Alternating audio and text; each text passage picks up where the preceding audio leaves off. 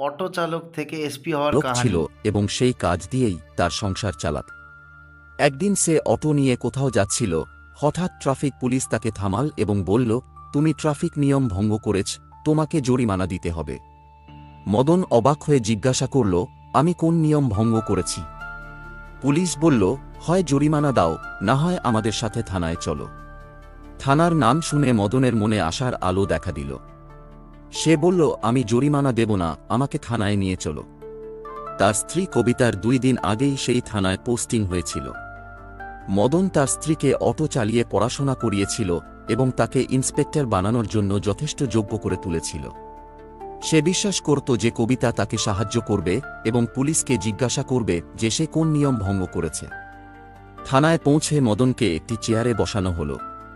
ঠিক তখনই ইন্সপেক্টর কবিতা ফোনে কাউকে ডাকছিল, আমার নামের অপব্যবহার করো না, আমি কঠোর পরিশ্রম করে এই পদ পেয়েছি। ভবিষ্যতে আমার থেকে এমন আশা করো না।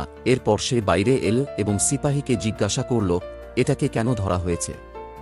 সিপাহী উত্তর দিল, এটা ট্রাফিক নিয়ম ভঙ্গ করেছে এবং জরিমানা দিতে অস্বীকার করছে। মদন আশার দৃষ্টিতে কবিতার দিকে তাকাল, কিন্তু কবিতা কঠোর স্বরে বলল, যদি এটা জরিমানা না দেয় তাহলে এর অটো জব্দ করে নাও এবং এটাকে এখান থেকে তাড়িয়ে দাও। মদন এই কথা শুনে হতবাক হয়ে গেল। যে অটো চালিয়ে সে কবিতাকে পড়াশোনা করিয়েছিল এবং ইন্সপেক্টর বানিয়েছিল, আজ সেই অটোই তার রোজগারের পথ বন্ধ করে দিচ্ছিল। কবিতা হাভালদারকে বলল, এটাকে এখান থেকে বের করে দাও এবং অটো জব্দ করে নাও। যদি এটা তার অটো ফেরত চায় তাহলে কাল কোর্ট থেকে ছাড়িয়ে নেবে। মদনের চোখে অশ্রু ছিল।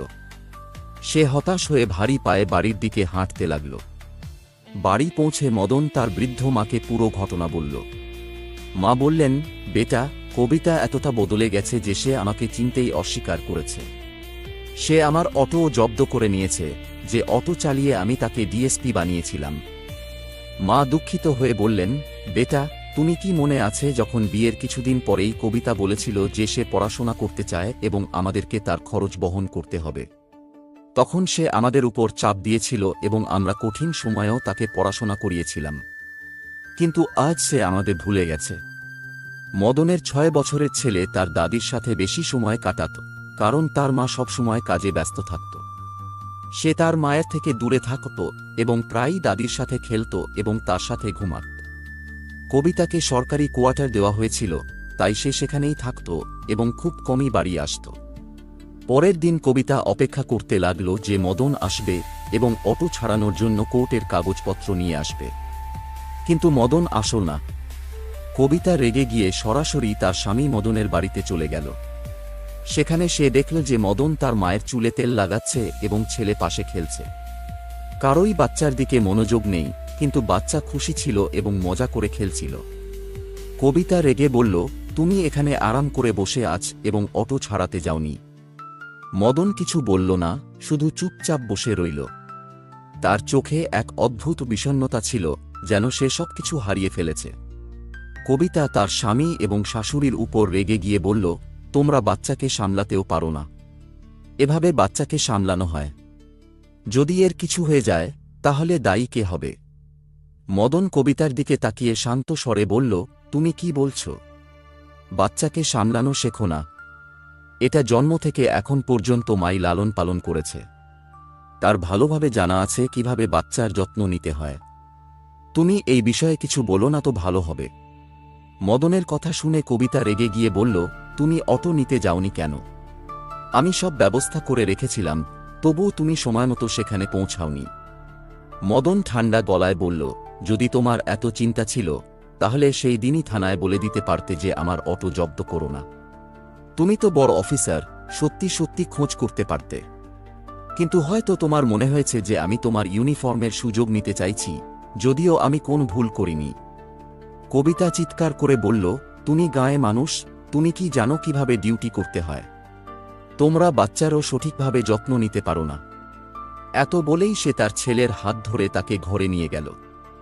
সেখানে সে ছেলের সব জামাকাপড় এবং জিনিসপত্র গুছিয়ে নিল এবং রেগে বলল, আমি তোমার মতো গাঁয়ে মানুষের সাথে থাকব না।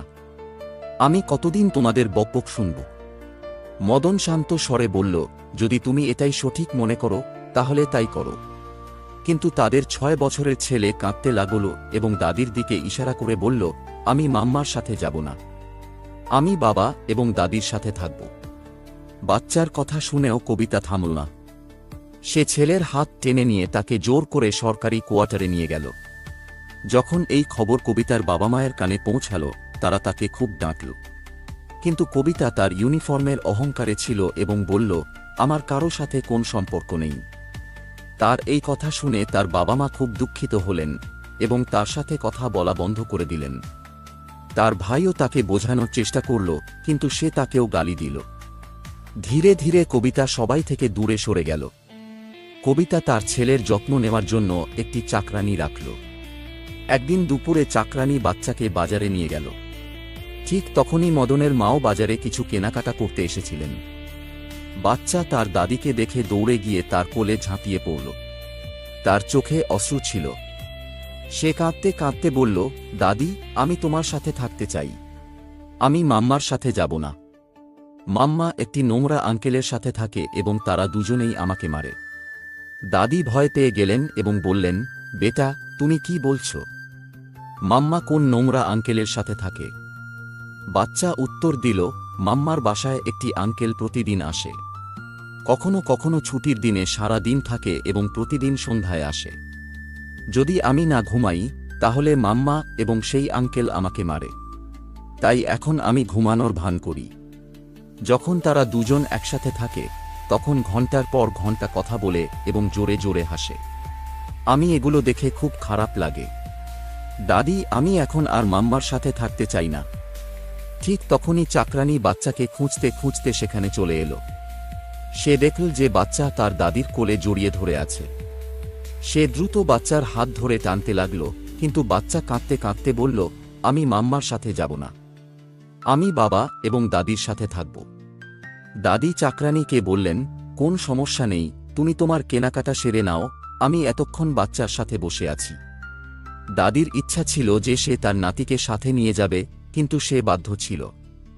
চাকরানী স্পষ্ট করে বলেছিল যে তার মালকিন করা নির্দেশ দিয়েছে যে এই বাচ্চা তাদের কাছে যাবে না। দাদি তার নাতিকে বুঝিয়ে বললেন, বেটা, এখন তোমাকে মাম্মার সাথেই থাকতে হবে, কিন্তু আমরা শীঘ্রই আসব এবং তোমাকে আমাদের সাথে নিয়ে যাব। এত বলেই সে বাচ্চাকে বুঝিয়ে চাকরানীর সাথে পাঠিয়ে দিলেন এবং নিজে বাড়ি ফিরে এলেন। দাদির মাথায় বারবার সেই কথাগুলো ঘুরছিল যা তার নাতি তাকে বলেছিল। তার মন অস্থির ছিল যে তার ছেলের স্ত্রী এমন ভুল কাজ করছে। সে এই কথা তার ছেলেকে বলতে চায়নি, কিন্তু শেষ পর্যন্ত তাকে সব বলতে বাধ্য হল। দাদি মদনকে সব বললেন এবং বললেন, আজ বাজারে নাতির সাথে দেখা হয়েছিল। সে বলেছে যে বাড়িতে একটি অচেনা আঙ্কেল আসে, তাকে ডাঁটে এবং মারে। মদন এই কথা শুনে চমকে গেল। সে সিদ্ধান্ত নিল যে সে নিজে গিয়ে দেখবে যে আসল সত্যি কি। একদিন ছুটির দিনে মদন বিনা জানানায় তার মায়ের সাথে কবিতার সরকারি কোয়ার্টারে চলে গেল। সে দরজার বেল বাজাল। ভেতর থেকে কবিতা ঘুমের মধ্যেই দরজা খুলল এবং তাকে দেখে ভয় পেয়ে গেল। কবিতা রেগে জিজ্ঞাসা করল, তোমরা এখানে কি করছো?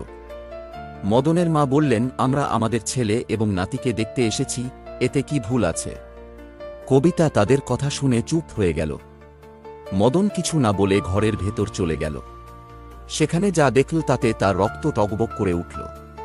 ঘরে বিছানায় একটি যুবক শুয়েছিল এবং তাদের ছেলে পাশে ঘুমাচ্ছিল। এটা দেখে মদন খুব রেগে গেল। সে রেগে কবিতাকে একটি জোরালো থাপ্পড় মারল। কবিতার গালে থাপ্পড় পড়তেই সেই যুবক তড়িঘড়ি উঠে বসল এবং রেগে বলল, কে এই বেয়াদব যে তোমাকে মারছে? কবিতা সেই যুবকের দিকে তাকিয়ে বলল, এটাই তো আমার অলস গাঁয়ের স্বামী। মদন এই কথা শুনে আরও রেগে গেল। রাগে তার শরীর কাঁপতে লাগল, কিন্তু তার মা তাকে শান্ত করলেন এবং বললেন, বেটা, ধৈর্য ধরো। মদন তার ছেলেকে কোলে তুলে নিল এবং বলল, তাই তুমি এখানে থাকার জন্য এত আগ্রহী ছিলে? আসলে সেই যুবকটি কবিতার সিনিয়র ছিল, যার সাথে তার ট্রেনিংয়ের সময় থেকেই অবৈধ সম্পর্ক ছিল। এখন যখন সবকিছু প্রকাশ হয়ে গেছে তখন কবিতা স্পষ্ট করে বলল, ভালো হয়েছে যে তোমরা নিজেরাই এসে দেখে নিয়েছ। এখন আমি তোমার মতো গাঁয়ে মানুষের সাথে কোনো সম্পর্ক রাখব না। আজকের পর আমার মুখ দেখিও না। মদন তার ছেলেকে নিয়ে চলে যেতে লাগল। তার মাও চুপচাপ সেখান থেকে বেরিয়ে আসতে লাগলেন।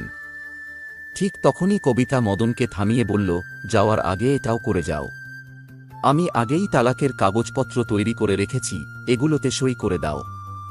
মদন কিছু না বলে তালাকের কাগজে সই করে দিল এবং ছেলেকে নিয়ে সেখান থেকে চলে গেল। এখন মদন তার বাড়ির একটি ঘরে বসেছিল। তার মাও পাশেই বসেছিলেন এবং ভাবছিলেন যে কিভাবে ছেলের জীবন আবার ঠিক করা যায়। ঠিক তখনই মদনের মা একটি পুরানো সিন্দুক খুললেন এবং তার মধ্যে কিছু খুঁজতে লাগলেন। হঠাৎ তিনি একটি কাগজ পেলেন। এটি একটি জমির কাগজ ছিল। মা মদনকে সেই কাগজ দেখিয়ে বললেন, বেটা দেখো এটা কি। মদন মনোযোগ দিয়ে পড়ল এবং জানতে পারল যে সেই জমি কোটি টাকার। এরপর মদন সেই জমি বিক্রি করে দিল এবং কোটি টাকা পেল। এখন তাদের কাছে টাকা চলে এলো। তারা একটি ভালো বাড়ি বানাল। মদন পড়াশোনায় খুব ভালো ছিল, কিন্তু তার স্ত্রীর পড়াশোনার জন্য সে নিজের পড়াশোনা ছেড়ে দিয়েছিল। এখন সে সিদ্ধান্ত নিল যে সে তার পড়াশোনা শেষ করবে এবং একটি ভালো অবস্থানে পৌঁছাবে। এরপর মদন আবার পড়াশোনা শুরু করল এবং তার ভবিষ্যৎকে নতুন দিকে নিয়ে যাওয়ার সিদ্ধান্ত নিল। এখন মদনের মা বাড়িতে আচার এবং পাঁপড় বানানোর একটি ছোট ব্যবসা শুরু করলেন। কবিতার চাকরানী ও মদনের মাকে সাহায্য করতে আসল। ধীরে ধীরে সবাই মিলে পরিশ্রম করল এবং তাদের ব্যবসা ভালো চলতে লাগল। তাদের কাছে টাকা আসতে শুরু করল এবং এখন মদনের টাকার কোনো অভাব ছিল না। সে তার পড়াশোনায় মন দিল। কিছুদিন পর, প্রায় 2 বছর পর, মদনের এসপি পদে নির্বাচিত হল। এসপি হওয়ার পর মদনের নাম মিডিয়ায় ছড়িয়ে পড়ল। লোকেরা তাকে অটোওয়ালা এসপি বলে ডাকতে লাগল। তার সম্পর্কে ইন্টারভিউ নেওয়ার জন্য অনেক লোক তার বাড়িতে আসতে লাগল। মদন তার ডিউটি করার জন্য সেই এলাকায় পোস্টিং করাল যেখানে তার স্ত্রী কবিতার পোস্টিং ছিল। কিন্তু কবিতা তার সিনিয়র অফিসারের সাথে অবৈধ সম্পর্কে জড়িত ছিল।